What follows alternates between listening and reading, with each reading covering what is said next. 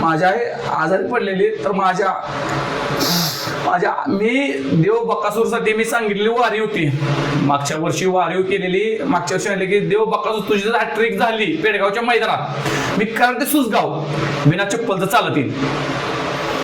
माझं 70,000 त्या पेडगावच्या मैदानात मला जी प्रेक्षकांना सांगितलं, माझ्या फॅन सांगितलेलं माझ्या आईला 17,000 फॉलो होऊन दे पूर्ण.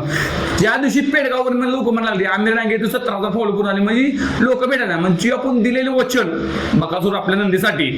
तर मित्रांनो मी तिथपातूर कसा जाणार हे लोकांना प्रश्न पडलेला, हे नक्की जाणार का, पण तिथं एक नशिबाची साथ नव्हती. तिथं आपला देव बकासूर म्हणजे सेमीफायनलला हार झाली.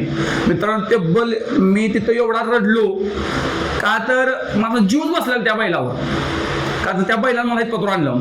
मग घरी आलो, आई म्हणली बघ तू हार मानू नकोस, तू हार मानू, एवढ्या संघर्षातनं एवढ्या कष्टातून वर निघालायस, देवानं काय तर संधी दिली असेल, त्या नंदीनं तुला बोलवलं असेल, तर तुझं नंदी जोपर्यंत बोलवत नाही तोपर्यंत तू जात नाही. तिकडे आज विठ्ठलाची वारी चालू होती आणि इकडं माझी 23 जूनला वारी चालू झालेली. मित्रांनो कुणाला वाटत नव्हतं आम्ही डांगे तिथपातूर जाईल म्हणून. आता सोबत कुणाला न्यायचा, वारी तर चालू आहे, बायकोनं 12-13 चपात्या तयारी झाली, व्हिडिओ पोस्ट पडल्या, लोकांना एकच उत्साह होते आम्ही डांगे निघणार का नुसते आम्ही डांगेनं आपली जाहिरात करण्यासाठी फॉलो वाढण्यासाठी केलं. मित्रांनो मी कधी युट्यूबला तो व्हिडिओ पण टाकला नव्हता, माझं फक्त फॅनला कळावं म्हणून मी इंस्टा व्हिडिओ सोडत होतो.